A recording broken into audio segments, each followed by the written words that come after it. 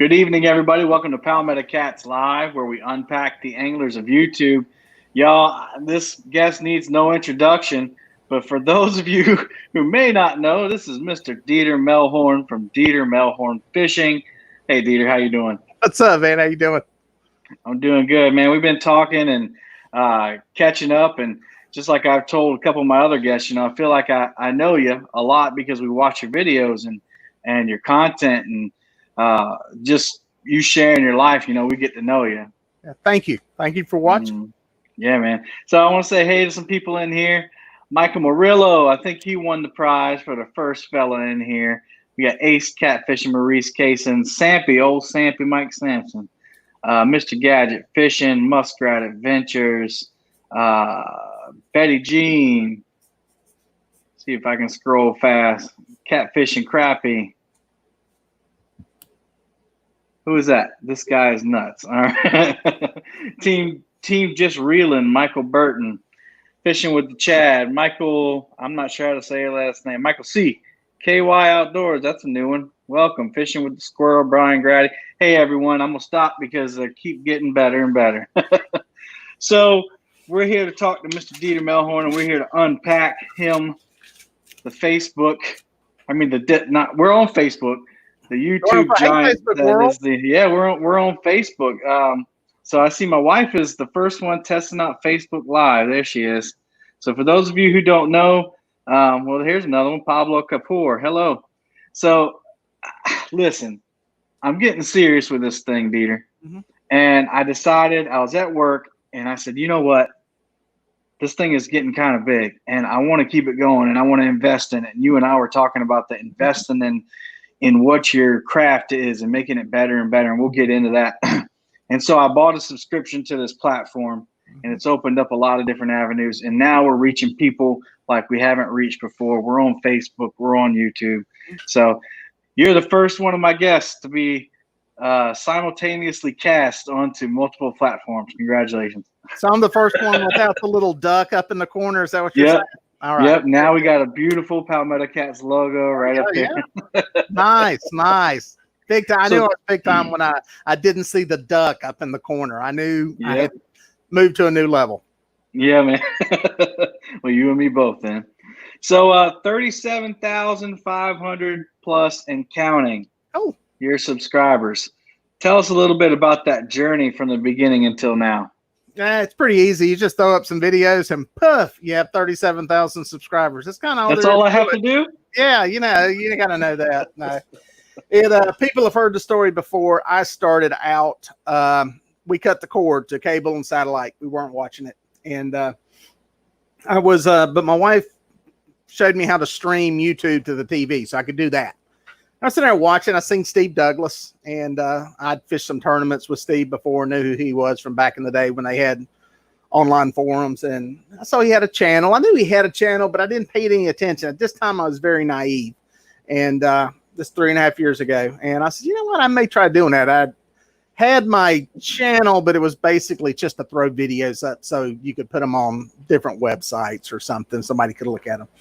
I said, you know what? I may try this. Started looking into it. And I realized, there are people with legitimate channels, legitimate, like real content on there. I just thought it was home movies. I was, again, very naive in the beginning of this. Right. And I just saw it as home movies and home stuff, goofy stuff. And didn't realize you actually put out some content. So I said, you know what? I'm going to try this. Try it for a couple of years. And we kind of made a commitment to do it for 2 years. Let's see what happens. And I say a commitment. That's me and my wife, because she kind of has to sign off on this stuff for me to commit the time to do it. Of course. At the time, it was, let's try it, see what happens, and see if maybe we can pay the power bill with the money or something. And so, yeah, I just started working on it better and better. I had a goal when I started to have a positive impact on the people who I touch through the channel. That, I know it sounds like it's kind of this nebulous kind of term, but the whole point is you've got to have value in what you create on YouTube. It has to deliver some kind of value to people, whether that be education, showing them how to tie a knot, or entertain them just so they can sit there and watch it. And so that was kind of the big broad goal, is to have a positive impact. So we try to keep everything positive, try to keep it family friendly, and no cussing. Try not to complain too much. You know, you have some bad days, but you Just know, a little bit of complaining. yeah, you get over it and you move on. So Well, you know, misery loves company. So, you know, if you complain a little bit, then you look normal. yeah, yeah. And listen, nothing's perfect out there, and That's right. yeah, That's just right. try to keep it positive and everything, and it's done good. We're getting better. I said in the beginning, I remember being on Catfish Weekly, and I said, "You ain't seen nothing yet," and I still say that to this day. You ain't seen nothing yet. The plans for what I want to do are way bigger than what I'm doing now. So that's kind of the quick. That wasn't exactly the elevator pitch. No, that's going up a big elevator, but that's honest. Yeah. And you know, you and I were just talking, and you know, we talked yesterday. We tested out the stream yesterday, and I've kind of operated on the platform that I'm going to have fun. If I'm not having fun, I'm not going to do it. Yeah. But I think you can also have fun and have goals. Absolutely. And I heard a quote the other day, you know, a dream is just a dream until you write it down. Then it becomes a goal. Yep. And then you have a responsibility to yourself to chase after that goal. And yesterday, talking to you and hearing you talking about your goal and that you set it, now you have to do it. Mm-hmm. I feel good. I feel good about setting that goal to 1,000 plus, to maybe making a little extra cash, but not sacrificing my values, not sacrificing my fans, and not sacrificing fun. Because I think, and I have a lot of fun doing this. If you can't tell, I know you do. I know you have a good time, and I think as long as you're having fun, having goals is perfectly okay. Yep, absolutely. The thing I say with the goal, it becomes a goal when you put a date on it. And it's one thing to just go, oh, I want to be a millionaire. Okay, yeah, we all do. That's a dream. But when you say I'm going to be a millionaire by 2022, right? Well, guess what? That's when you got to do it by. And the same thing with the channel. We put some little benchmarks in place with, you know, we did it first with subscribers. Now I look back on that and go, that's kind of dumb, because subscribers are more of an ego stroking on YouTube. Look what subscribers I got. There are channels with large numbers of subscribers and nobody's watching, and vice versa. There are channels with very few subscribers and a lot of people are watching. They should match, right? They should stay even. There's a correlation there, and we won't get into all the algorithms. Yeah, that's boring. There's a little bit of balance. With one comes another, but you have to keep it real. The bottom line is you can tell by the quality of stuff that you're putting out by the people that are watching and how many people are watching it.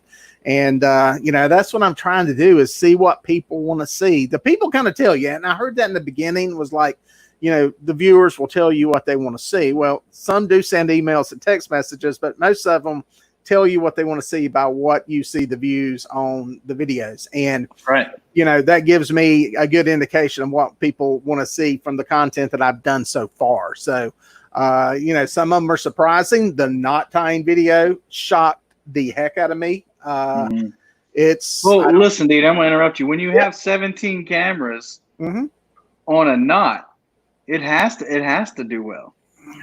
I told you. My second goal was making the best fishing content in the catfish. That's right. And Chris Flores says he wants to be like you when he grows up. He's so cute. I love his little mustache. I tried to back in the day when I had the ponytail do a fishing challenge with him, getting the ponytail against his mustache. And I don't know, he lost his phone. It fell in one of those New Mexico rivers. I didn't hear from him until like 6 months later. So, yeah, Chris, that was calling you out, buddy. Yeah. Just welcome some people. S. Smith, setting hooks and cross knives. Charlie Hubbard, John Saviola, EDJ Fishing. Man, there's a bunch of people I haven't seen. There's old Cody, Richard. Thank you. But now I'm starting to see some Facebook traffic rolling. That's awesome. You know, this is just a new people want to see fishing reviews on gear, and true honest person you are. Don't change, Dieter. That's what old Norm from Catfish Headhunter said. Thank you. Yeah. So do you see yourself as a little bit of a pot stirrer? No, I am the person that brings in the pot and sits it on the stove. And then all of you people sit there and fight for the spoon and then kill each other trying to lick the spoon because you've been stirring it. No, in all seriousness, I don't mind talking about controversial stuff if I have a solution for it, and or at least an idea for a solution, some kind of suggestion. Again, that goes back to the complaining thing. Nothing wrong with coming up and saying, hey, we need to do this. We can be better at this. But I've got ideas to come up. You know, I've been critical of Sea Arc boats. I've been critical of the ACA, but I've got ideas to make the stuff better. And some cases they're listening. At least somebody's listening. And that's where I see if there's any pot stirring, yeah, it may be getting some attention. Because let's face it, okay? I'm not pro staff guy, okay? I don't have the pro staff banners here. I didn't come in here and thank everybody. There are brands that I promote, but I'm not married to anybody. And I think I can be honest about it without being destructive, if that helps any. And so I like to get stuff out there. I don't mind touching on something controversial, but I'm not going to go into a bunch of crap just to do it for, first of all, it doesn't get you any views or clicks as people think it does. It really just, you know, if you're just out there to cause a whole bunch of drama, you'll actually turn off a lot of people. And we've seen that with channels repeatedly across the platform. It will turn people off and turn them away. So you can do more with positive than you can with negative. I agree 100%. You know, it's not often that people tune in to see other people's drama. They have enough themselves. I know I do. Yeah, you can zip in and zip out from it, but yeah, it especially in today's climate with everything we got going on in the world.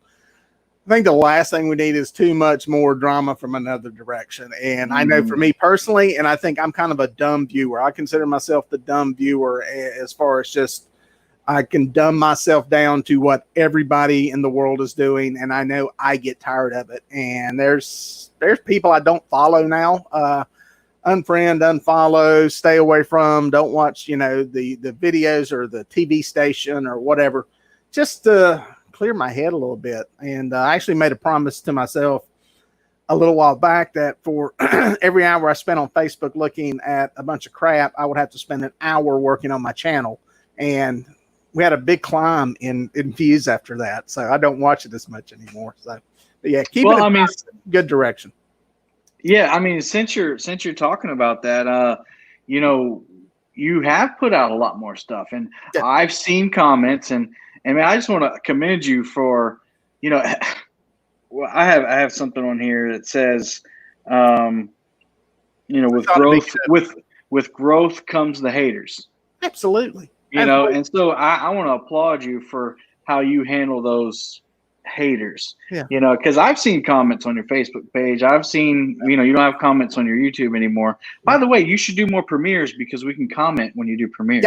Yeah, I'm actually thinking about doing that. That's something I'm looking at doing. But anyway, go ahead. I'm sorry. That's all right. So, and I've seen the comments like, oh, you know, he's putting out a bait video or a knot time video. How has COVID-19 affected you? And how has it? What has it done for your channel? Well, I'll say this now. I think in 5 years, good Lord willing, we're all here and healthy. I'm going to look back on that time span and go, I miss that, because it's a mixed double-edged sword blessing. In one, my real world job went away. Bye-bye. Good night. It'll come back eventually, I think. But it gave me. Hey, we need football, so you know they're going to play football. I'm sorry. Good luck with football. That's what I've been dealing with for the past 2 weeks. I'm in education, and that's all we've been talking about. Anyway, go ahead. But where was I going? You said it'll come back eventually. Yeah, and so it gave me a lot of time to. I had to make. I mean, you can sit around and twiddle your thumbs and whine and cry, but I just said, you know what?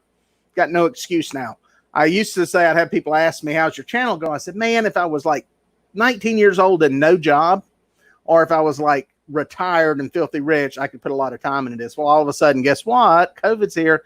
I've got time to do that. So I doubled down, focused on it, and started I messed around a little bit in the beginning, trying to do 1 a day, 5 days a week, and played around. 3 is kind of a good point now, putting out 3 videos a week, trying to cover the gamut of stuff, not just sitting there reeling in fish, trying to give something of some value. People can only watch reeling in fish for so long.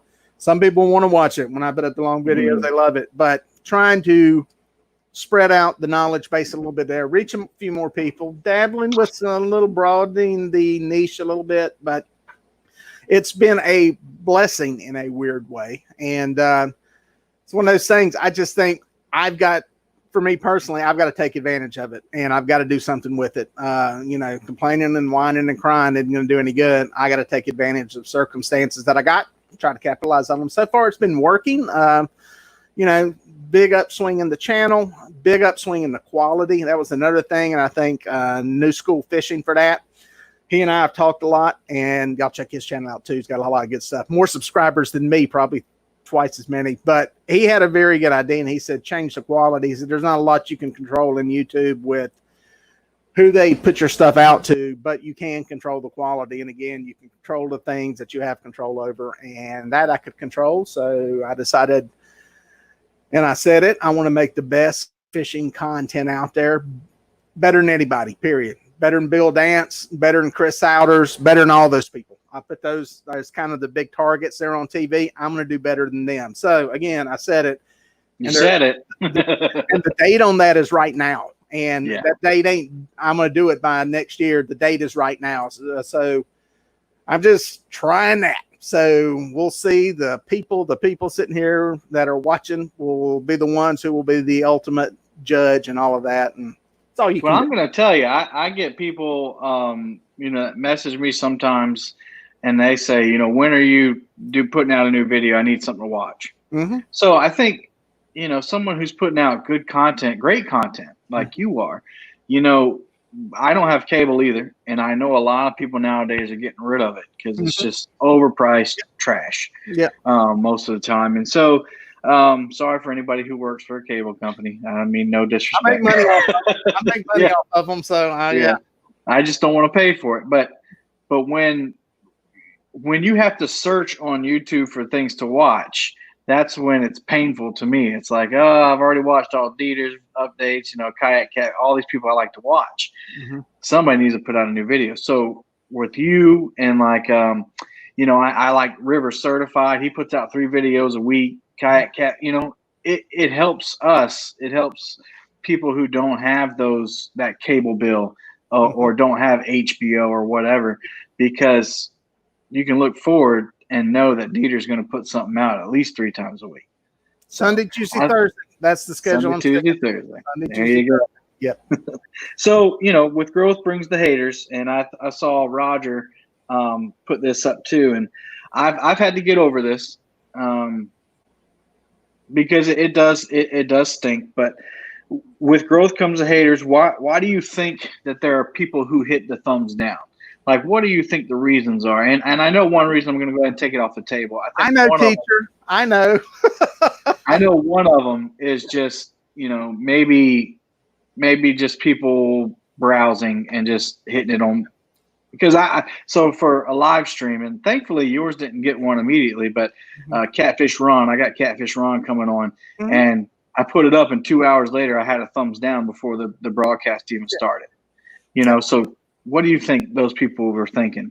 Well, first of all, don't dwell on it, because some people are like, they keep track of them and they're counting how many thumbs down. I really don't pay that much of attention. But with a small channel, it does impact your analytics.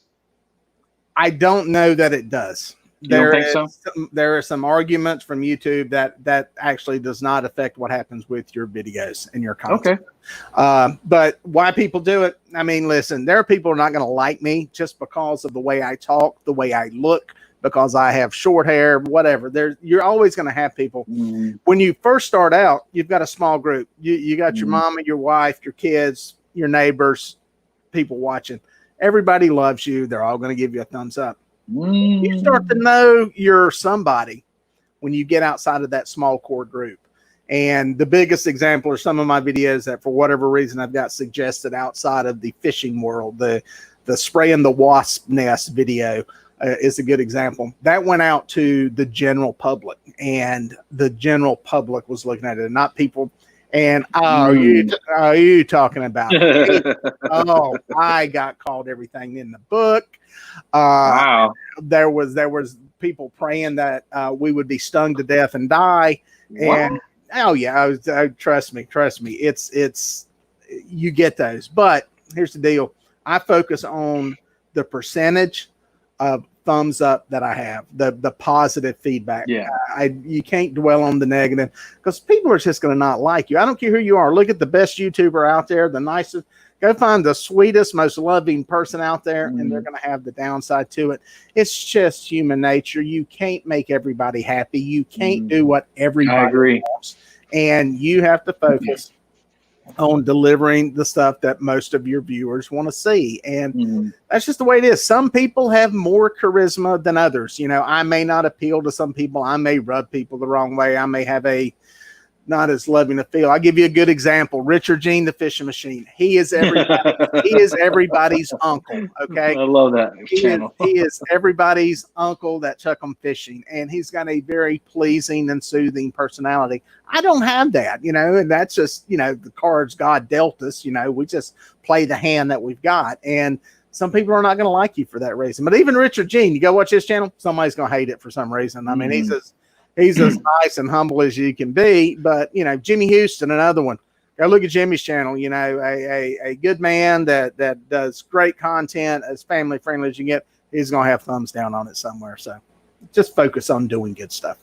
Yeah, and that's a good outlook. And you know, I just wondered where your thought was, because I've got to that point thanks to like people like Lyle and Patriot James, who kind of walked me through this whole live stream thing starting, and they said the same thing. But I was just looking for somebody who, you know, you have almost 40,000 subscribers. What does that mean to you? You know, so thank you for giving. It's the same input I've heard. And good.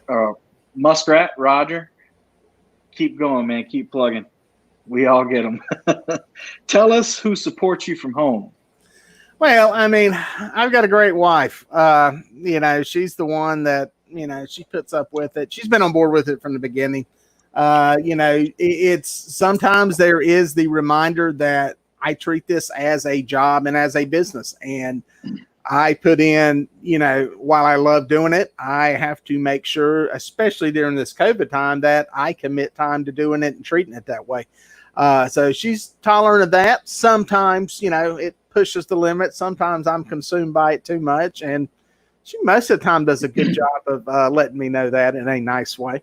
But the kids give me an example. Don't just float over that. Give me an example. Usually it has to do with how much time I'm spending editing. And the hard part for me, and I finally explained this to her, and I think she gets this now, because I never really articulated to anybody. When you're doing this creative stuff, it's not a switch. It is not something you can just sit down, or at least I can't, and go, all right, I'm going to edit this video now, or I'm going to go in the studio and track this stuff, or I'm going to, you know, whatever creates this video.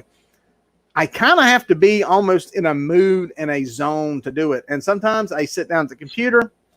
I'm not really into it. I'm looking at some stuff on the channel. I let myself get sidetracked, and it's kind of, and then all of a sudden, boom, the switch flips, and boom, I'm into it. So she's been a little more, I think, understanding of that part of it. But, you know, I can probably do better too to try to streamline some of that and get it to where, you know, ideally, perfect world, you do what they tell you to do, and you set designated hours to do it. And, you know, you commit this time, and then you stop at 5 o'clock. But I think anybody who comes from the creative world realizes the world doesn't work that way. It's not a factory. It's not shift work.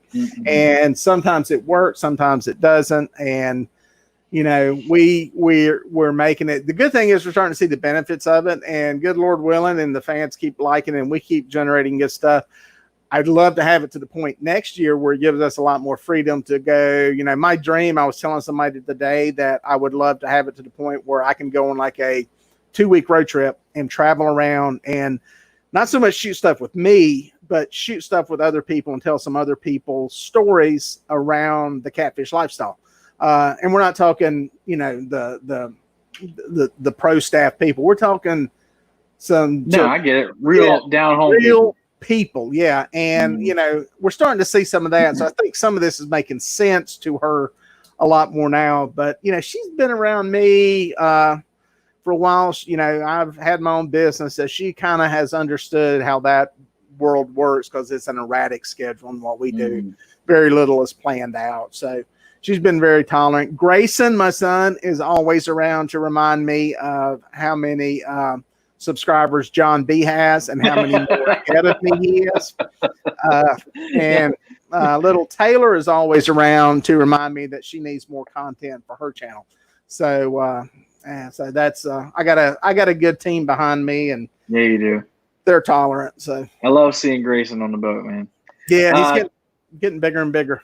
He is. He got a COVID haircut too. I saw in the video you put out this morning. We had my older daughter came over, and she brought her shears and put the 2s and the 3s on. We got tired of sitting and waiting for the barbershops to open up, and we whacked them. And I've had a haircut number 2. And I was looking at a video yesterday, an old one of mine. I was like, how did I have a ponytail when it's 94 degrees outside? Yep. So yeah, Anna gave me a COVID haircut a couple months ago, and it's finally grown back. Boom. Dieter, what editing software are you using for editing? Also, what computer and cameras do you use? Yep. Well, I know what camera he uses, and it's not one we can afford. Well, in all fairness, I use Final Cut 10, Final Cut X, Final Cut Pro, whatever you want to call it, to edit on. I started out on iMovie, which comes on Mac, and I tell people all the time, you can do a lot with that, or Movie Maker. That comes on PCs. That's what, and it's just as you get more into editing, playing with audio and a bunch of other stuff, it's nice to go up a little bit. So I got that. My editing is pretty basic, so that's all I need to do that. Camera wise, I've got everything from GoPros that I use on the boat to I've got one of these, which is an 80D. It's got I was using this for a while. It's got the flip out viewfinder and everything, and then does that one autofocus when you're in video mode? Yep, it does. I might need to get that model from you. Yeah, you put it on the tripod, and you turn it around at you. You can see what you're doing and all that. And it'll just focus on your face no matter what. Yeah, there's a little square. Awesome. You just tap the screen, it focuses on your face. That's why I went with that. And then I've got the big camera here. This is actually one from TV Production World that I'm using for this, just because of ease of operation. I mean, I could be doing this with an iPhone or something. And that's what I tell people, is that I've got this stuff. Luckily, I'm blessed that I come from that business world where I've got a bunch of this stuff, but you can do it with an iPhone. I mean, you can create great content with an iPhone. The story is the biggest part, and it's all the other bells and whistles. I really don't push the envelope as far as cinematically in what I do anyway. So it's not like I'm really, in most of the stuff I do, pushing the limits of any of this equipment or what I can do. Love to be at that point at some point. If I ever get to do some of these stories on people, I can. But when you're out there doing this stuff solo, you need the ease of operation of a GoPro, something like that to do it. And that's what I'm using. And it's a quick, easy workflow. The GoPros are great, especially the 7s. They got like the built-in stabilization. So if you're doing some walking shots, they keep it nice and stable. My wife said she'd love to see something like the documentary or story about someone real, their life, their adventure. That would be cool to watch. Yeah, I think that has an appeal to people if you can tell it well. It takes work to do that, and I think I'll probably have to mess up a few to get it to where it works. So, but PD Joe said he misses your ponytail. Well, hopefully it benefited a cancer patient out there somewhere, because it got donated back when it got cut. So it ain't coming back. So it's gone. It's so nice to throw the hat on and wash the hair in the sink, and it's easy. So I've seen Paris. He kind of answered that earlier.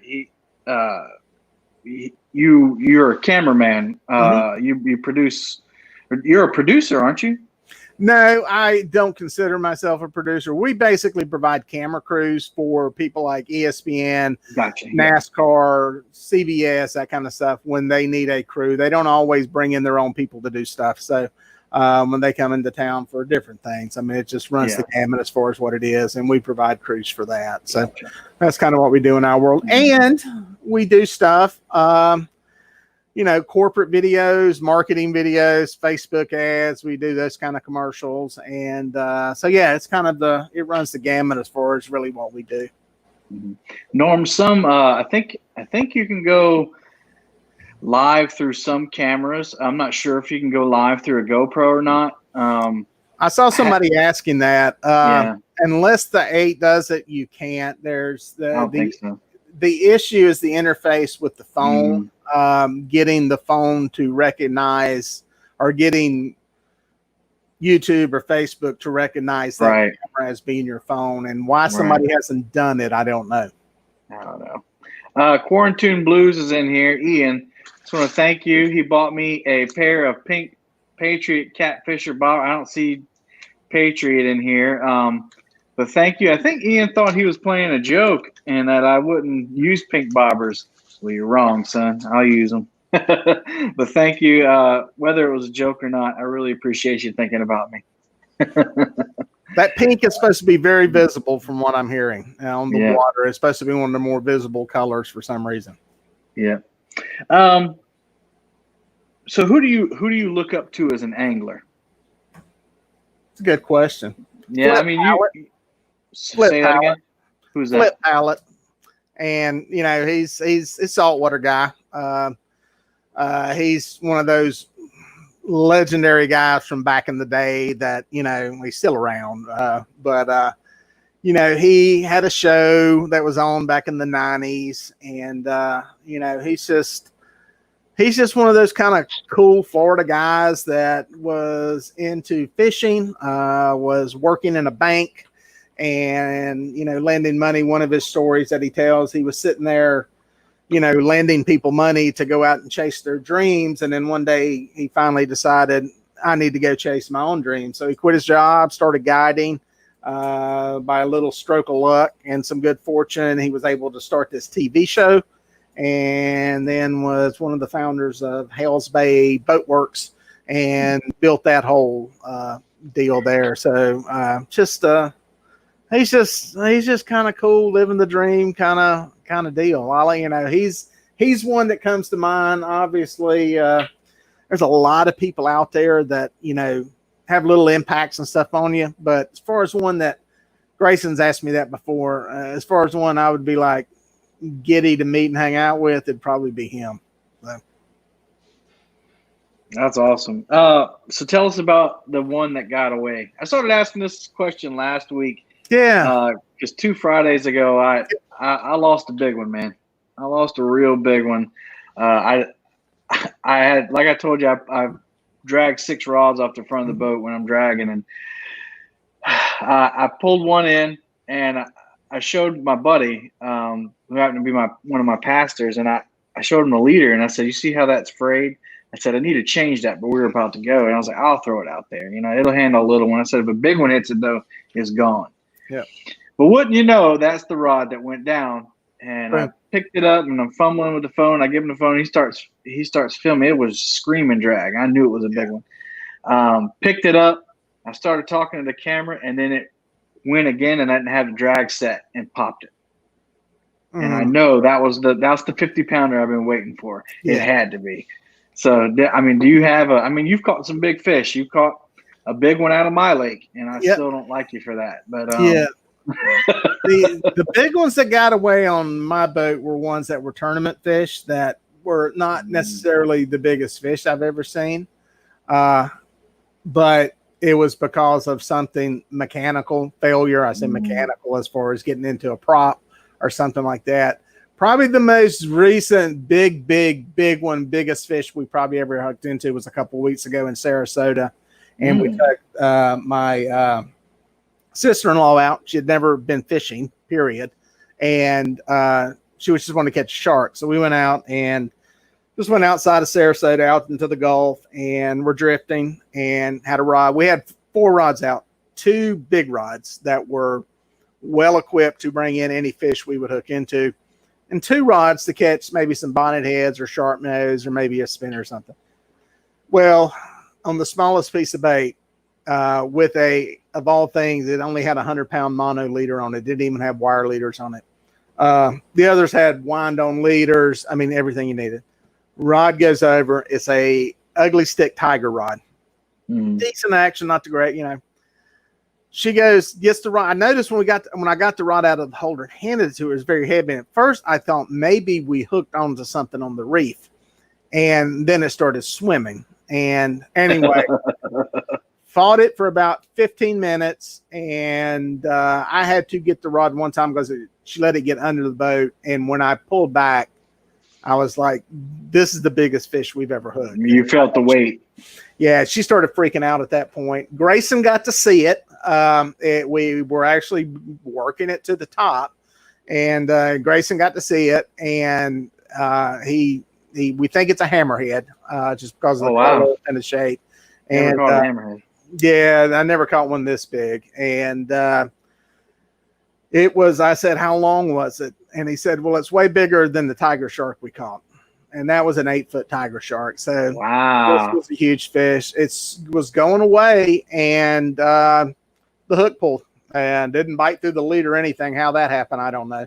But as far as the one that got away, there's been a couple of sharks that was one that was probably upper crust. And I had another one down at Myrtle Beach, I think was a big tiger shark that, again, just pulled the hook. And it was sucking line. And both these fish, we had to take off after. I mean, it was start the motor and go to them because you could not bring enough line back on them. So between the current and everything. So that's my big one. Especially on an ugly stick tiger. I mean, it's a little undersized for that fish.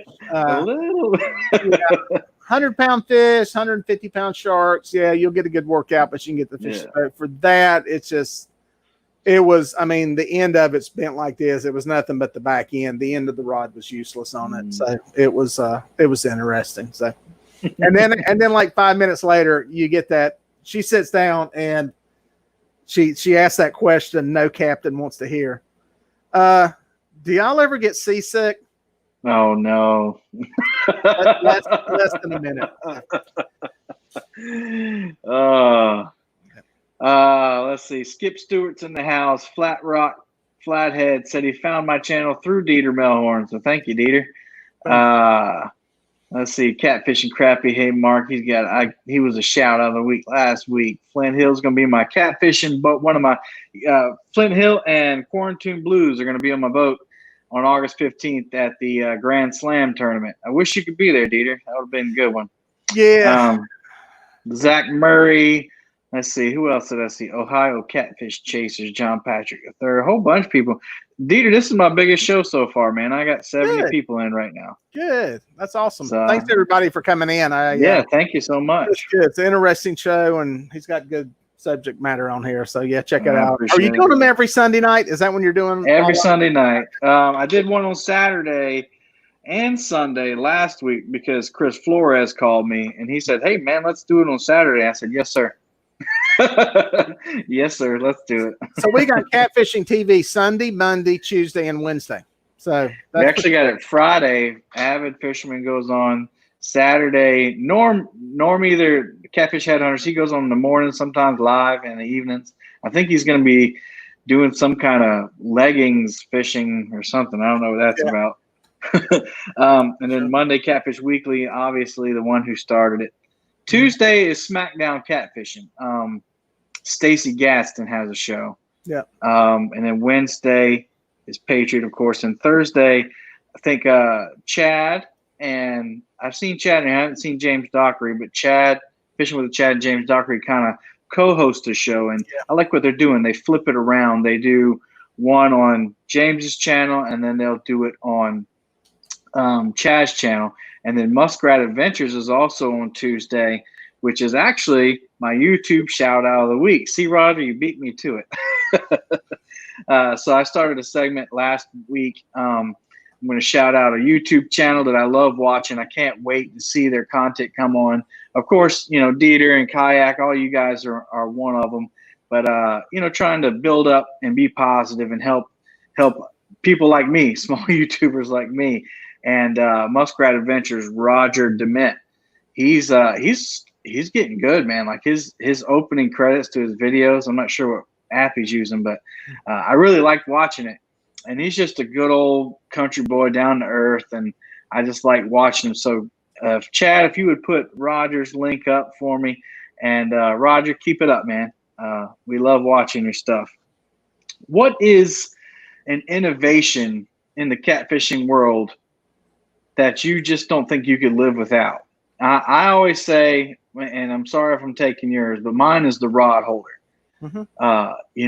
Monster rod holder or a Smackdown or whatever brand you use. A really good rod holder has changed the game for me. What about you? Navionics software, mapping software. Okay. Yeah, plain and simple. I've said that for a while. I think that is one thing that when I did a video a little while back and my batteries were dead on my electronics and I had to fish without it. And I made a point to fish all that day without using my phone because I could have pulled it up on here and cheated. But yeah, not having it, it just, you can still fish, you can still catch fish, but it just flattens the curve basically in being able to figure out where stuff's at. It's really handy when you're in water you don't know and you don't know where channels are and that kind of thing. Down at the coast, I really love it. But yeah, just knowing where stuff's at, where points are, how sharply they're fall off. It's not 100% accurate. And that's another thing I tell people. They'll be careful what you see on there. You may see something that you think's a hump and it's not really there. That's just because whenever it was mapped, a boat didn't go over that and the computer extrapolated out that wasn't there or something. But it's, for the most part, very, very accurate. It gives you a good idea of what's going on the bottom. And, I just think that is something that is, I got it on here, I've got it on my laptop, and I've got it on my boat. So that is the one piece of, like, I think true game-changing technology. I agree. Yeah, everything else, I mean, rods, reels, rod holders, nests, they've all been around. There's been a few modifications here and there.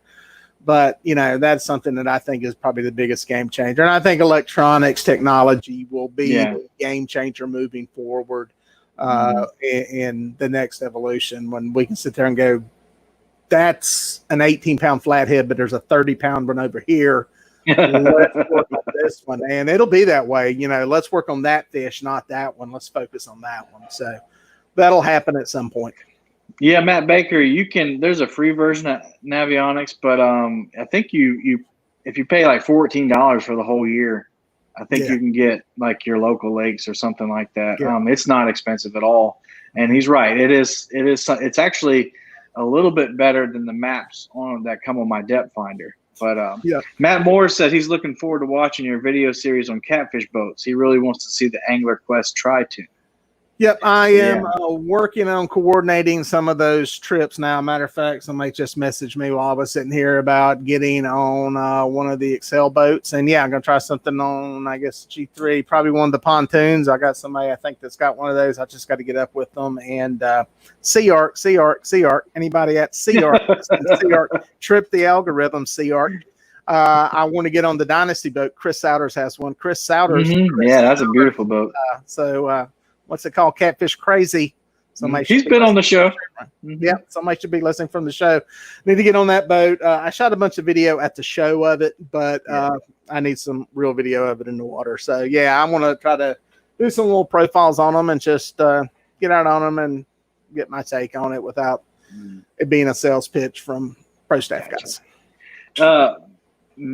Menagerie Mac, I guess that's how you pronounce that. What's the best resource for a beginner? I think just the Navionics, just like you said, because it not only helps you when you're in a boat, but it helps you when you're on a bank too. That's a big thing. Bank fishing, you can learn so much from that, when you're scouting out places to go, and you can kind of get an idea for what you're casting into. And yeah, I think it's a great tool for bank fishermen. Mm-hmm. Fishing with Squirrels said Stormcat ? Will that be in your series? Yes, that's actually one that the guy on Santee has that I'd like to get out on and ride around and fish some out of it. And just Stormcat, I'd love to get on the new Dynasty. The Pro Cats are around. I think I can find one of those to get on and do some stuff. And then was it G3's got one that's a cat boat. The pontoon boat there that's a fishing platform, and then I want to get on some other boats that don't have cat in the name and just see how they play. A lot of these cat boats, as I call them, are designed around tournament fishing, and the only difference between them and anything else is they got a big live well in them, and they go fast. And they go fast. They hang a big motor on them, and for a lot of people that fish for catfish, don't care about fishing tournaments, or at least don't care about tying up that much space for a big live well that they're only going to use every so often. So I want to try out some of these other alternatives out there, and just give people, some options and look around. Hopefully there's some interest in it. I don't know if there is. We'll find out after a few videos if anybody cares or not, but might be something that's. I just like to see the different options because, I love my pontoon boat. It's all I ever need. And for Moultrie, it'll get you through rough water, and it's comfortable when it's slick glass out there, nice and shady. Flint Hill Catfishing, Mr. Brian said, Dieter, when are you going to get a kayak, man? A kayak for fishing? I guess so. Never. I'm too top heavy to get in a kayak. I know they're stable. I actually had a company reach out to me about getting me a kayak to fish out of. And here's my issue with it. Here's what's going to happen. It's going to turn into one more thing that I'm going to invest a bunch of money into, because to do it, there's stuff you need that is kayak specific. You got to mount it. Yeah, it's a whole different niche and a different world, and you have to have a bunch of stuff to make that happen. And I could see if I did it, I would end up spending a whole bunch of money to do it. And I think I just need to stick to my strong suits at this point. Not to mention I'm top heavy, and I just don't see it being very stable on now. Yeah. They're very stable. Some of the ones that one company sent me videos of were just, you could stand up in them. I mean, it was crazy stupid. So so here's my thing. I wasn't comfortable in a 17-foot aluminum bass boat. Mm-hmm. I'm not going to be comfortable in a kayak, so I don't want to go smaller. Now, I do see the benefits. You end up saving money in the long run because of gas and fuel, but I don't know, man. I really like my pontoon boat. I can see where I go fishing somewhere and I'm not catching fish, and I need to be 4 miles down the lake. Yeah. And I know I ain't getting there. I'm about to take it out and go back. The other thing that cured me was a couple of weeks ago, and I didn't have the heart to shoot video of this. There was a guy at the ramp that apparently had just bought a kayak, and I seen him put it in and was trying to get in it. But when he got out, he was trying to get it onto that they make a little cart that you can wheel them around on. Right. So you can wheel them down to the ramp. And he wrestled this thing and finally got it on there. And then he started up the hill from the ramp, and it fell off and started sliding. Oh, no. And he froze, and he just melted down. He froze the cart down and stomps off and gets his car and pulls it down there. So and then found the receipt and took it back. That could be me.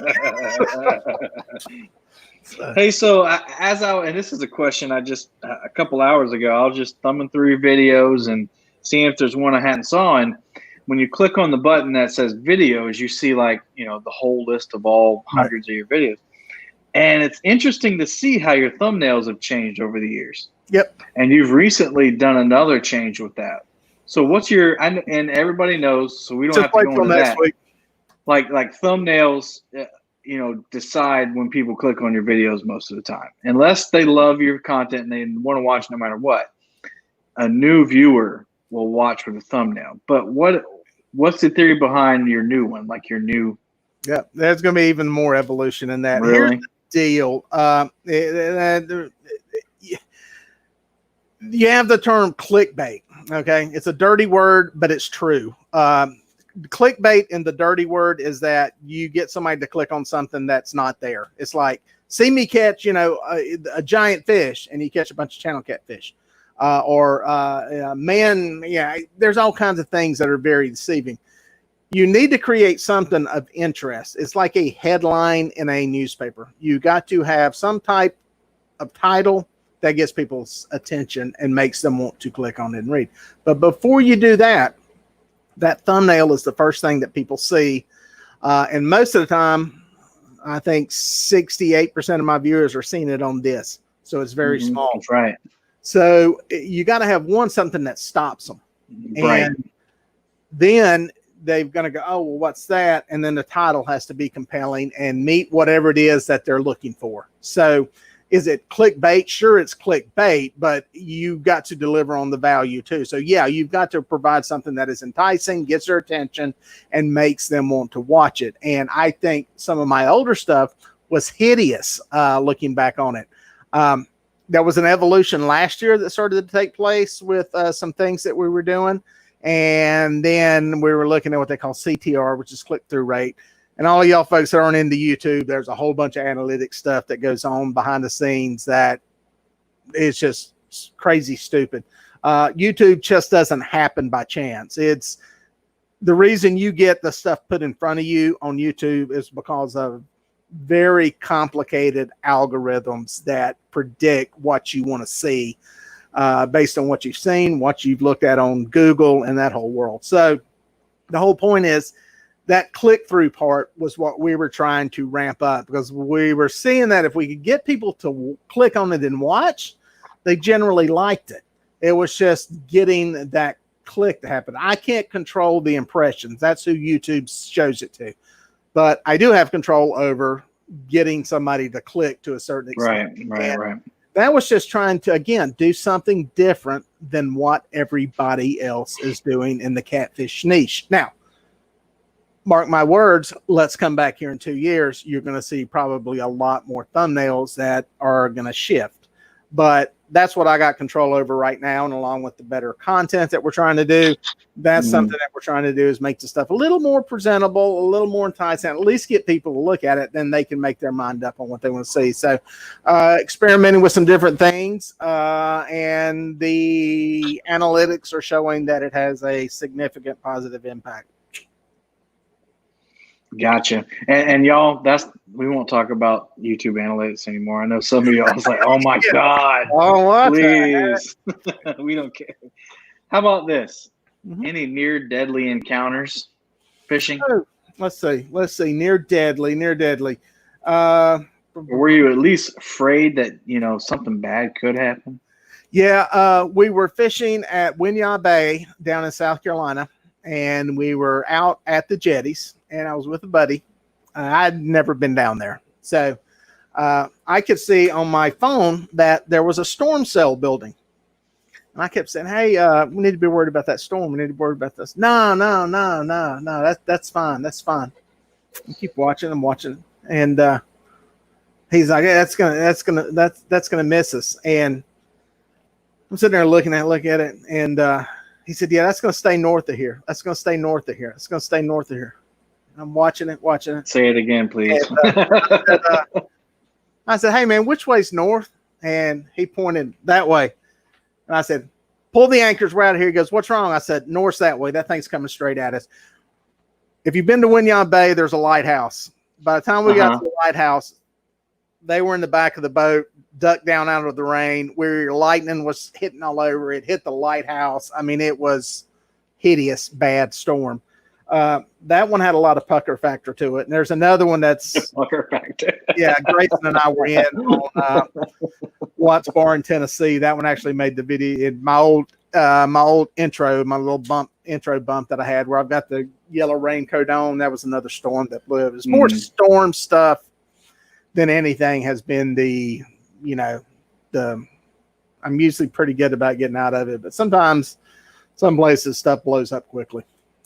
Well, hey guys, if you haven't hit that thumbs up, please hit it. I just looked at it. We're a little low. Give me a little love on that. Why don't you? What's your favorite thing to do outside of hunting or fishing? It's a good question. I do like the family road trip stuff. Going to the beach. I think back to, we didn't do one this year. My wife's actually going on a road trip right now. I do like the family road trip stuff. We went to Florida this summer. We did have that one going on. The family time's fun. It's as I say, I look forward to having them around to aggravate the crap out of me. And the best part of it. When they're gone, like now, yeah, I miss them and everything. But yeah, I look forward to having them back to aggravate the crap out of me. But honestly, I mean, I live a outdoor lifestyle pretty much, and between fishing and then the hunting in the fall, I'm not really into gardening or yard work or any of that stuff. That's just stuff you got to do. It's fishing's a lifestyle for me, and it's really a way of life, and that's just kind of my thing. I'm hoping I'm able to do it for a good long time and stay healthy and be able to. Do you do any camping? Not anymore. Let me tell you why. I did a little bit of that in the military with some of our little deals we did. And I remember sitting there one time in a tent, freezing my butt off. And I said, I'll never play homeless again voluntarily. It's funny. I used to do it. We used to do it more. But I think my wife's spoiled, and she needs. Your wife is spoiled. Yeah, she needs the ideal temperature range to do it. And ideal, perfect, like 65 to 70 degrees with no mosquitoes or bugs or something. But no, I honestly, it is. That's something else that is I've got camping gear. We've done it a few times, but it is a commitment of just time to have everything you need. And it's hard to do it anymore because I did it like when I was, a teenager and late teens, 20s, that kind of stuff. And you're a lot more tolerant of not having everything you need then than you are now. And we've not done a camping trip in 10 years. So at least 10 years. So when you guys go to the beach, y'all like stay in hotels or rent houses or something? Now we've actually got a camper. Now, okay. That's camping. Camping, okay. That's camping. That's just not roughing it. My idea of camping is like in a tent, pretending you're homeless. That is camping. Camping in a camper, an RV is in today's world is not roughing it. I tell the story when we got a camper at our hunt club. I joined this hunt club. My wife, it had a campground. My wife signed off, said, yeah, we'll get a camper. And I grew up going to hunt clubs where the camper was like slid into the back of a pickup truck, or it was just like 40-year-old camper that had tarps over the top of it to keep the water out. And then she finds one on Craigslist, and, it's like dirt cheap. And this was like in 2008 when the economy crashed. So these people were trying to unload this thing. I lost her job, just want somebody to take up the payments on it. And we pull up to this house. And I said, they must have bought a new camper. And she goes, why? I said, there's that nice one there. I said, they must have got that one and getting rid of the little one. She's looking on her phone. She goes, no, that's it. I said, honey, that thing's 36 feet long. She goes, yeah, 36-foot Gulfstream, 2 slide outs. I'm like, we can't pull that thing with our truck. Gotta get a new truck. Our idea of camping in a camper was a totally different deal than mine was. I was expecting to be in a little bitty thing, but anyway, we still got that camper and it's worked out. I love a good pop-up. The camper was so big though, I had to get my neighbor with his F-350 to pull the thing. That was, I think I could get it to move, but I think stopping it would have been another deal. So I actually had to get him to move the thing. That was kind of crazy. So I'm going to put 2 questions into one. Muskrat said, Dieter, tell us something unique about yourself we don't already know. And then Paris said, thank you for protecting our country. Cool. So you served in our military. Yeah, I was in the Air Force. I did know that. Yeah, I was in the Air Force Air National Guard here in Charlotte. Went straight in out of high school. Matter of fact, I think we went on a cruise. We got out of high school, went on that Monday on a cruise, and then I came back and went to Lackland Air Force Base the following Monday. So it was complete culture shock. I did that. I'm trying to think of something unique nobody knows about. I don't know. That's a good question. I'm trying to think. Not many people might know that you were in the military. Yeah, I think some people know it from Facebook, but usually on Veterans Day is the only time I'll put up my basic training picture as my avatar on there, my picture. So I did get stabbed. I got a scar right there from where I got stabbed one time. That's kind of there. You go, Muskrat. There's your story there. There you go. Stabbed. So Hey, Skip asked Dieter, did you get any results of the round pool noodle type of planer boards compared to the traditional square ones? I didn't do anything formal on it. I thought maybe there was a difference with the way wind played on them and stuff, and I haven't really taken the time to do a real thorough test. I do know this: you can lose them just as easily as you do the square ones, because I lost one. But I haven't done a real thorough test on them. They both seem to pull pretty good. One of them pulls a little bit further back. Again, from what I've seen with the different planer boards that I've tried and tested, there's nothing that makes me, oh God, this is the only one I want to use. I'll grab a pair of them and use them when I use them. I think some of them may swim a little bit further back, maybe a little difference with the weight. They all pull catfish weight just fine. That was one of the issues with the smaller ones, like the water bugs and stuff. They were designed for more live bait for like stripers, and they didn't work good for catfish. And then those ones that Chris Hovis was making were like first ones that I saw that would pull the heavier weights, and then some other guys, the Sooner Specials, and some of the other ones I got videos on tons of them on the channel. But they will all work. It's almost like the fishing rod thing. There's little emotional things you may like about some of them more than others. The great thing about all planer boards, you can swap the clips out on them. You know, all of them pretty much take the Scotty clips, and one, you know, strength or another. So there's a lot of options there to change stuff out. So S. Smith says that he went through Lackland Air Force Base way back when. Yep. And then EDJ Fishing said, fellow veteran, thanks for your service. Getting a lot of people saying thank you for your service. Why were you stabbed? They said a bunch of people were like, you're leaving us hanging now. You can't just say I was stabbed and then move on.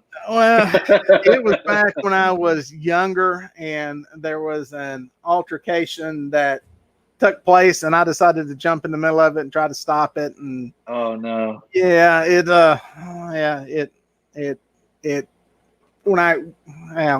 was not good. So nobody went to jail, nobody died. So you were protecting a damsel in distress, right? It wasn't a woman, it was actually another dude that was drunk at the time. So oh no. Yeah. Michael Murillo, a big supporter of mine. I'm here to learn, and when I have questions or thoughts, I do search your video vault for answers. Thank you so much for the amazing content. Very kind. Very kind. Thank you. It's amazing the feedback I get from people. I had a guy that contacted me today that has lupus and is losing his vision, and was talking about, you know, he's still fishing and figuring out some options there. So that's the kind of people I'd like to do stories on. I think that's cool. Yeah, for sure. Tim Molina would be a good one. Who's that? Tim Molina. He's in my chat a lot. You'd have to travel to go get him. He's out there next to Chris Flores. But Tim is a great guy who just loves fishing, and I hope he doesn't mind me saying this, but he doesn't let his access or lack thereof of access take that away from him. Yeah. And I don't know him personally, but he's been a supporter of mine since I started. And, you know, he goes out with Chris Flores all the time. So check Tim out. Tim, if you're in here, you know, send Dieter a message. Yeah. I'd love to see a story on Tim. Maurice Kaysen. Have you ever met Maurice Kaysen? I know who that is, yeah. Mm-hmm. Yes. People like that, you know, are kind of mysterious, but love catfishing and love being in these chats and love supporting you and everybody else. Yeah, there was a great storyteller, what's his name? Steve Hartman, that was with CBS, and he would do these deals where his series was called Everybody Has a Story. I think he still does one on Friday night, but he would throw a dart at a map, and they would go to that city. Back then, he would open up a phone book and start calling people until he could find someone that would let him come out and interview him.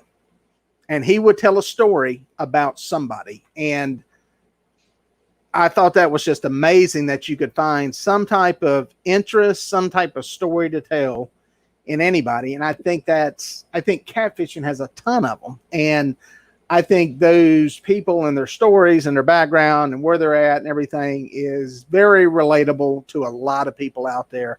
And I think it would mix in good with all the technical stuff that people like to see, that, but also see that, you know, there's people out there just like you and me, and there's people out there that got it a lot worse. And, you know, makes you thankful for what you got. And, you know, sometimes, Amen. And sometimes it can kind of give you a little, you know, reality check. So that's what I'd love to do. So good Lord willing, we might be able to do some of those next year.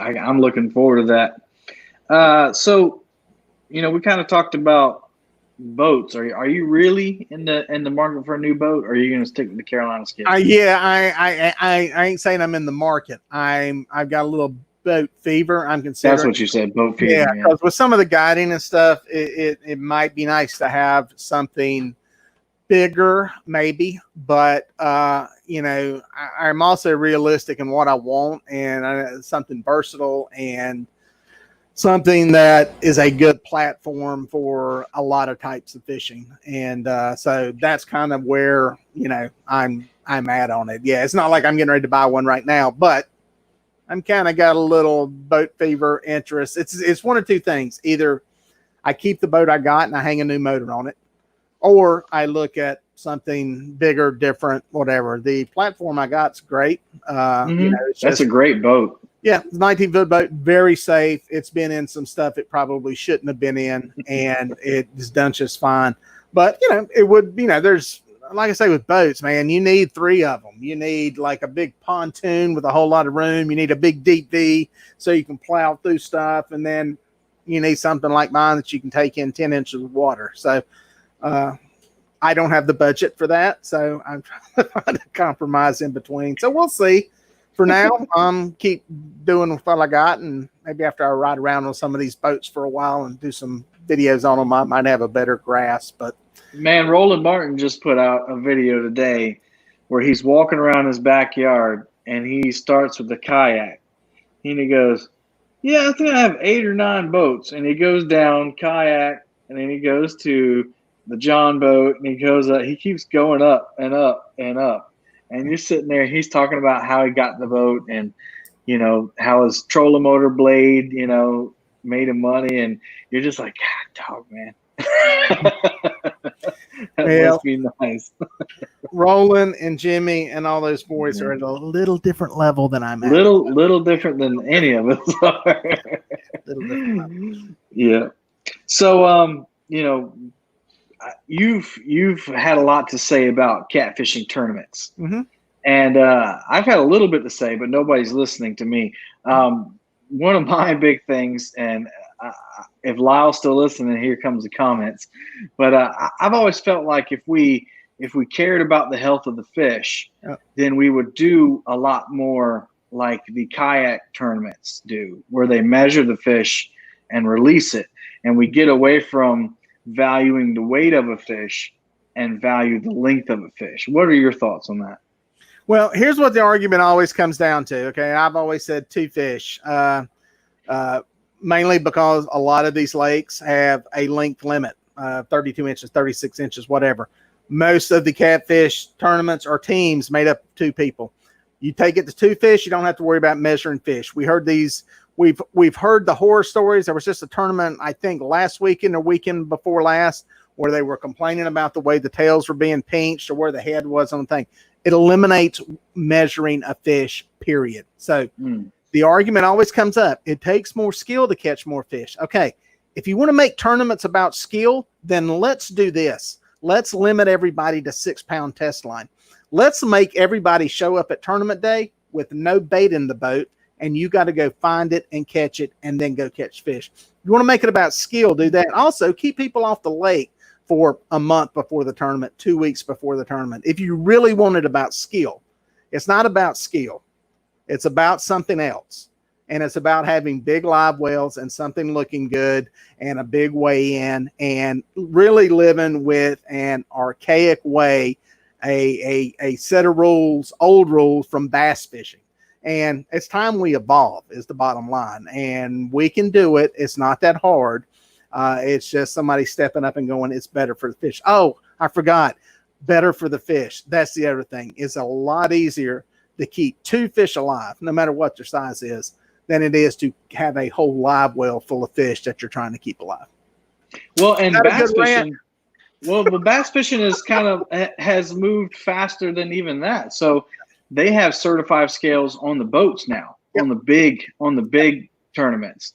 And so they'll pull them in, they'll weigh them, and then clock them in on an iPad and then put them back. Yep. And that wouldn't work for our hometown fishing tournaments like the one up here on Lake Moultrie or the Mid Carolina Club or whatever. You just don't have the resources for that. And that, 2 fish or measuring them by length would be, a better option for that. But for these big tournaments like Monster Quest and Cabela's and Monster Cat Quest and all this, what's the other one that somebody just mentioned? Mississippi Monsters on the Mississippi. Yeah. Yeah. Those big time tournaments, I'm sure that, they can get a set of those scales and do that kind of stuff. I don't think they can. I don't think they think so. No, I don't think we're at that point. We can't even get a live feed from a tournament that looks really good at this point in the game. True. And doing it from the boat that way is going to be very hard. You could do it in inches by doing something like they do with kayak, where you have to take a picture with a control device that's in the image. Even that's going to be way too much for most of these people to bite off on. That's just way too far advanced. That's one thing about our tournaments. They're evolving on the money end, or they're trying to anyway. But as far as getting really advancing for the protection of the fish, I don't think anybody really cares. They say they care. They're not acting like they care. So I think there's more that can be done is the bottom line. And the biggest thing is to reduce the number of fish that are being weighed in.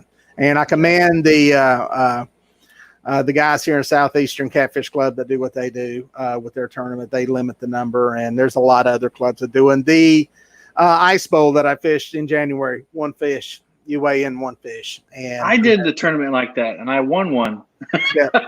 I won a tournament a couple weeks ago with 1 fish. Yeah. And oh man, this stress level on me. Talking about taking care of the fish, but the stress level on me was so low. And like I said, if Lyle's in here, he'll argue about the skill thing. But like I said, let's do it with 6-pound line. You want to see angling skill? Let's do that. Have them catch bait the day you show up. What's that going to do to people? Oh, good gracious. People get that. How about we take away the electronics? Whoa, simmer down now. Simmer down. So a lot of it, in my honest opinion, is driven by the boat manufacturers, because it is the big selling point on a lot of these boats is the big live well, the big 100-gallon, 80-gallon, whatever, and you can put more fish in it. So, which is a shame that is what, in my opinion, to be what's keeping these big, higher fish limits in place. So I'm stirring the pot for you. That was a rant. All right. Who do you sub to, Dieter? Who do you sub to? Oh, tell us who you like watching. And I know you're busy and you're too busy creating content a lot to spend too much time watching, but if you were to sit down on a Saturday and you weren't fishing, who would you like to watch? I'm gonna be honest with you. A lot of times it's not fishing stuff. Fair most enough. of the time it's not fishing stuff. A lot of the stuff. Give us a good channel that's not fishing that we can go check out. Well, I watch a lot of stuff that is related to YouTube, and I don't want to get too much into that again. But a lot of it is just how to develop a channel, build a channel. They're Roberto Blake, Tim Smoyer, some of those people, and some of the stuff that they do. From the fishing world, I'm trying to think of who.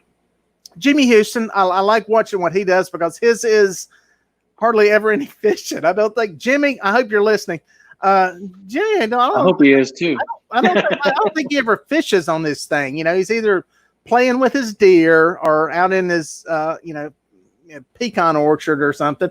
So he's kind of interesting to listen to. And I don't know. I'm trying to think of who else fishing wise. Hagen Grubbs. I watch his stuff every time he's got one up. I think he's the next generation. He's the future of the sport, in my opinion. Mm-hmm. I like where he's at and what he does. Obviously, he just came in. What's that? Too long ago. He just came in here not too long ago. He's a good guy. I like his stuff. Obviously, Keith, what he does with the fishing and stuff. One, because he's local now, and I'll be honest with you, I don't do any of the crap that he does in his videos. But like he tells a very good story. He tells a classic story in everything he does. With starting with a block of aluminum, next thing you know, you got a sinker mold. So he does a very good job of telling stories there. And there's a lot of them I will pop into and kind of see what's going on. There's one that I have been watching recently, and there's a guy called Judah Clark, who used to be down in Georgia. And I don't know, he's got 15, 18, 20, 21,000 subscribers. He's been around forever. And he recently started doing dailies. And his stuff was always some hideous footage. And the only reason he got any views, and Judah, if you happen to be listening, being honest, is because he had bikini women in all the videos laying around on the boat. But he started doing That'll do it. Yeah, he started doing some high-end dailies recently. He's got an editor and a shooter, and I've been paying attention to that one to see what happens with the evolution and what it does with the channel. So a lot of the stuff that I watch in the fishing world is kind of oriented toward just seeing what people are doing and what they're doing to do something different, and then how it works. Ola, Old Lady Angler, she's another one I think is cool that I've never heard of that one. I need to check that one out. She's a retired, I want to say aircraft mechanic or something. She worked in the airline industry and does a lot of kayak fishing. And she's, like her name says, an older lady.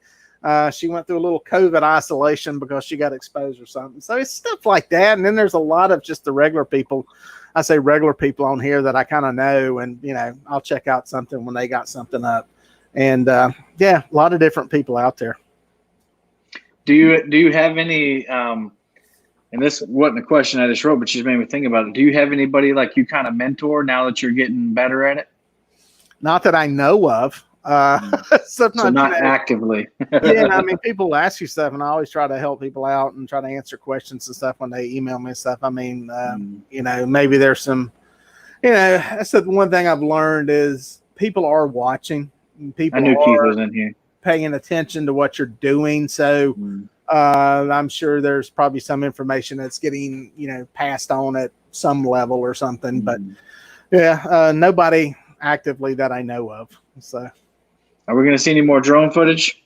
Oh, drone footage being about every video. I mean, it's a good. I don't drone it to death. One of the things I hate about drone footage is I've seen some promos for boats and tackle companies, and it's like one drone shot after another, and it's like quit. They have a place, they have a use, a very good relieving kind of scene setting kind of deal. But I flew it yesterday, as a matter of fact, and got some early morning B-roll, and it's been interesting. It's fun. It's fun flying in, and they are fun to fly. Yeah, they're really cool. All right, man. Last question. Uh-oh. Last question. We've been on here for an hour and 15. Doesn't feel like it, but man, just been having fun talking to you. I'm gonna give you a minute or two, or however long you need. Plug your channel. Tell everybody what's next for Dieter Melhorn Fishing. Yep. What is next? Well, first of all, we've already set the goal. I know. It's going to be growth. Anybody who's new, by the way, go to my website, DieterMelhornFishing.com. That's where the links are to everything: the podcast, the guide service, the YouTube channel, the Facebook page, Instagram, gear list, all that stuff. DieterMelhornFishing.com. As far as what we're going to do, I just want to continue expanding. One, the podcast has got to get better. It sucked right now. I need to up the game on it. As far as the content and the videos, better storytelling, that's going to get better and better. And just more quality stuff that the viewers say they want to see, and, want. The other platforms, we'll see with that. I try to stay on the Instagram game. I'm not going to do TikTok. And I can't get into Twitter. So, but with the brand, we're just going to try to do too. I'd like to work with some on the filmmaking end, some people out there who may be looking to market and promote their stuff. That's really the strong suit in what we do, is creating content that they can use social media platforms Facebook ads, all that kind of stuff. One thing about the people in the catfish world, I will say they don't do a good job of promoting and marketing their brands. And there's a lot of room for improvement there. And that's where I think we have something to offer for some of these people, is helping grow. Because I will say this, on a lot of the stuff I work with and use, whether it be these rods, reels, that kind of stuff, I can see the meter move on the sales of some of that stuff. And so there's room there for working with people on that kind of stuff and creating content. Not so much that I don't want to do pro staff or anything like that. I really kind of turned off by that name and that title. Not that it's bad, but for me, I don't see it working. But there are people I can work with on just, their products. If people just can see some of these products, it's like what I do for a living. A lot of people don't know what it is, and that's my own fault for not promoting and letting them know. Same thing with some of these products out there. People would use a lot of stuff if they knew it was there. And right. No, for sure. Yeah. You think if you throw up a post on Facebook, the whole world knows, naively so. I thought the same thing, but man, it takes, in the advertising world, so many attempts to get an impression, and that's just getting in front of somebody, just where it's there. And then actually getting them to look at it and actually activate on it is a whole nother set of getting it in front of them again. So it takes some work, and some of the bigger players have kind of got it, but they, some of the smaller people I think can really do better with that. So we'd like to get more into that down the road. So, but yeah, short term, a lot more, the same amount of content, better content, quality content, consistent content. Yeah, and I said that was the last question, but you touched on something, and it's real short. There, I love them. But like, do you think so? Right now, you can't find anything, even online. Things are selling out. Reels are selling out. Rods are selling out. Yes. Do you think that's ever gonna? Do you think it's gonna slow down, or do you think these manufacturers are gonna pick back up? No, that's gonna come to us. I ain't gonna say a screeching halt. That's gonna get back to normal. That's a lot of that is it's a kind. And I got some buddies that sell tackle for major companies, and I've talked to them about this. Part of that's stimulus money, big old chunk of money to go play with.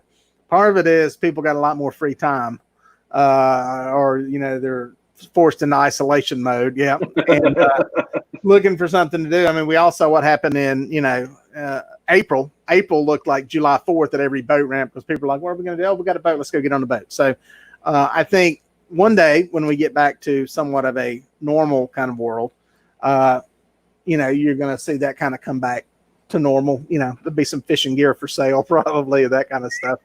Some boats for sale. Yeah, boats for sale and all that kind of stuff. That's when you should wait to buy your next boat. Do your research and wait for everybody to go back to work. Yeah, just a big COVID sale. But I mean, honestly, we don't know what's going to happen in the, if everything kind of goes away, then, I think our economy bloom it goes back and picks up like it never misses a beat. If things get horribly bad, but at this point, who knows? Who knows? All I know is I'm just going to try to do and control what I can control, what's in front of me and what I'm doing and all this other stuff. It's just, it'll take care of itself. I got to focus on me and my little world. So yeah, hopefully we're all here on the backside of it and can look back and go, remember when? I can look back. It's one of the reasons I did a couple of the quarantine videos. I didn't want to dwell on it every day, but I wanted a couple in there just as a little reference point down the road to where you can, I'm trying to tell my son, this is like a benchmark in American history. So it'll be kind of cool to look back on it, and go, oh, you remember that? Or, have some kind of little reminder of it to some extent. So, but yeah, the tackle stuff's amazing. I've got a buddy that sells tackle and he handles a bunch of Walmart stuff. Pretty much has an open ticket with them for stuff, and they can't get it quick enough, because of all the shipping issues with getting it here. So it's it's a different world. Who would have ever thought that would see such a boon compared to everything else that went totally downhill. So somebody asked if you're coming to CatCon 2021. If it's there, I'll be there. I think I was already exposed to COVID-19 at that conference because I'm sure there were people. I remember talking to a couple of people that were sick and, interviewing them. And, they were like, oh, I'm just getting over something. I'm deadly sick. And I said, sound like you got the flu. And it was, no, I got tested for the flu. They said it was something like it. Lyle, I swear Lyle had it. Lyle was like, he was hacking like crazy. I think he may have even missed a Monday night show or something back somewhere in that time period. That's right. I do remember that. Yeah. And that was when it's so funny to think back to the Catfish Conference this year because it was right before. Yeah. Well, it was happening. We just didn't acknowledge that it was happening. It was such a weird, when you look back on it, it's just like, wow, it was around, it was spreading. We just didn't really pay it any attention at that point. It was shortly after that, everything kind of went crazy. But to answer your question, I plan to be there. The thing I'm going to be doing different this year, that is a good place to get a lot of content from me and a lot of interviews. I'm hoping that I can get some kind of space there to where I can pull people and shoot interviews. And because there's a lot of content you get there with people, that's kind of, there's a great space just to have everybody in one place. I will be a lot more organized with what I'm doing this year. In the past, it's kind of been a little bit of a hodgepodge. I'm going to have it mapped out a little bit better with exactly what I need. And I'm going to get some kind of space where I'm set up not next to where they're throwing axes at a wall. That was the most insane thing on earth. And thank you to the people at the Catfish Conference for moving me to the other end of the arena away from that hideous thunk that was going on. Thunk, thunk. So, but it's a great show. I hate that the Catapalooza didn't happen. That was supposed to happen in Pigeon Forge first week of June. And that would have been interesting to see how that does. I'm actually glad to hear the other Catfish conferences are not happening or didn't come to fruition. I don't know how many shows our industry can handle at that kind of level, just because of just where we're at as far as, it takes these vendors a lot of money to commit to one of these things, traveling to them, hotels, shipping your stuff there, or renting trailers to pull it out there. And the bigger people are fine. They're set up for that. They're set up to do shows. But some of these smaller vendors that made the Catfish Conference what it is, that makes it a really cool place to go to, can't be, if Chris Flores is in here, I'm sure he can't go around with his Muddy River catfishing rods to 4 or 5 different shows around the country. So you kind of have to pick and choose your battles. And, I think that one has, it's been a good one. It's a good show. Plus, it's good to see everybody. I wish it was. Well, I tell you what, man, I'm excited. I'm excited. We got our hotel room the other night. I've never been, and we were supposed to come last year, but we had another trip planned in June, which didn't happen. Yeah. So we're trying to save money. But yeah, I can't wait to come, and I'm really excited. And I saw Jim. Kentucky Catman said, "Man, that's 7 months away." I said, "Yeah, but I'm so excited. I can't." I think I booked my hotel once I usually do it right around the time they firm the dates up on it, just to get the hotel. I always tell people bring a life jacket because inevitably there'll be some kind of flooding either going to or from.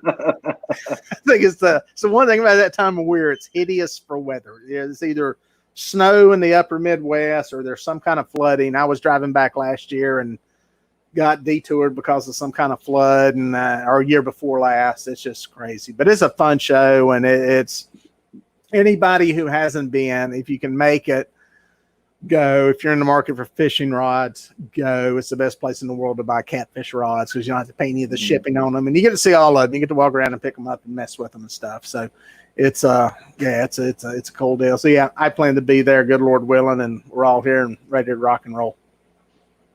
That's awesome, man. Yeah, I can't wait. I'm just looking forward to just meeting everybody, and actually at this tournament coming up, I'm going to get to meet a bunch of the people in here, and but just putting a face with the name and some people, we see the faces on YouTube, but it's just different.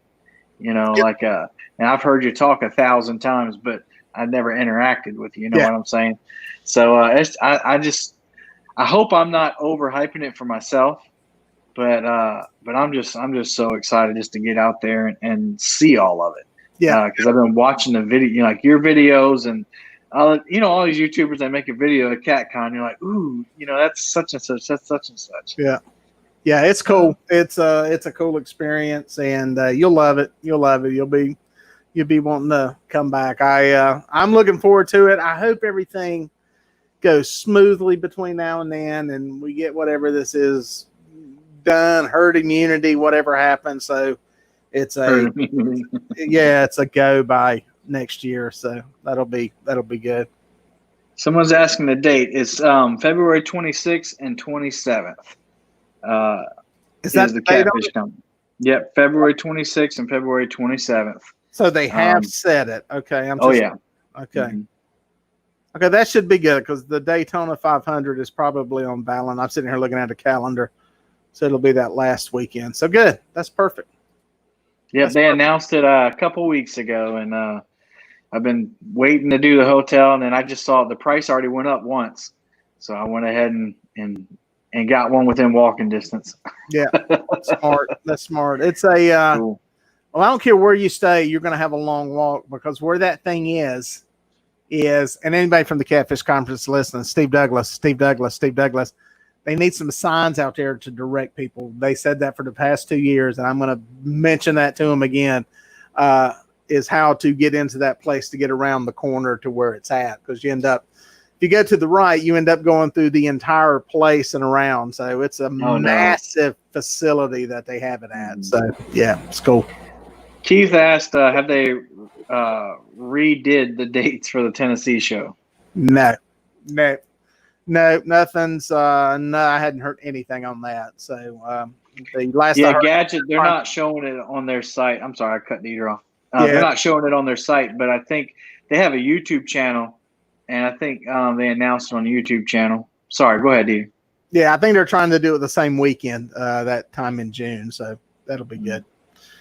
That'll be good. I like that location, and I like that time frame. I talked to Steve about, and those guys out there about, I think I've always said that June type, second week in June is like, in my opinion, perfect. But generally the fishing's bad then. Pigeon Forge is like a great place you can bring the whole family to. The weather will be decent then. Maybe some thunderstorm, but you're not dealing with winter weather. And the family can go do whatever, do something else, if you want to go to the show and, they got the show. It's just a lot of stuff to do up there. And if you want to fish, there's, hour away is Tennessee River. They got that world's biggest knife shop in like Sevierville, don't they? That's right. That is right. The biggest. I've been there before. It's as you know, since you're close to Myrtle Beach, you get lost in it. Pigeon Forge is just Myrtle Beach of the mountains, so it's just kind of the same thing with the shows and everything else. So. Yeah. Well, hey man, we're an hour and a half in, and I can sit here and talk. I know you can talk too, but I'm gonna get off of here so I can go catch some catfish in the morning. Very good. Thanks to everybody who came in tonight and joined in. Seriously, y'all dropping by. Yeah, thank you, y'all. It means a lot to me. And I'm glad this Facebook. I can't wait to see what it looks like on Facebook and see the interaction on Facebook. But it means a lot to me. More and more people are tuning in every weekend, and I just love it. And I want to thank Mr. Melhorn, Dieter, for coming in. I've looked up to you for a while, and watched all your videos. And me and Anna, I told you yesterday, your name, kind of interested me in your show because like, who is named Dieter Melhorn? And Steve Douglas wanted me to change the name of he told me early on, change the name of your channel to something more brandy. And I said, no, I'm sticking with my name because it's weird. And it sticks out. And so we're sitting there and then you pop up on the screen. She'll be in the next room, and you say, "Hey, y'all, I'm Dieter Melhorn." And she goes, "It's Dieter." Well, anyway, man, I'm gonna pray us out. Heavenly Father, again, we thank you for this opportunity, this platform to come and just have fun and be positive and talk about the love of fishing and just learning about people, that we see on the screen and learning about what makes them tick and seeing that they're real people, Lord, and that we need to treat them with respect and just enjoy the fact that they're putting out something for our entertainment. I just thank you that we live in a country where we can do this freely, that we can speak our opinions without fear of persecution. And Lord, we just ask that you continue to keep us focused on what's really important. Keep the main thing the main thing. And when it comes to YouTube, Lord, those of us who have channels, Lord, that we focus on those who support us, those who constantly give us good critique, thumbs up, and share our stuff and build us up instead of breaking us down. And Lord, we'll give you all the praise and honor for that. It's in Jesus' name I pray. Amen. No, God's people said amen. Amen. All right, man. Thanks a lot, everybody that's in. I appreciate it. Before you leave, if you don't mind hitting that thumbs up, I'm looking at the chat like that's y'all, but y'all are up here. Go hit the thumbs up. And for everyone that Dieter brought in, if you hadn't subscribed, I'd really appreciate it. And go watch videos. Don't just subscribe, but go watch it. And I think you'll like what you see. Until next time, everybody, happy fishing.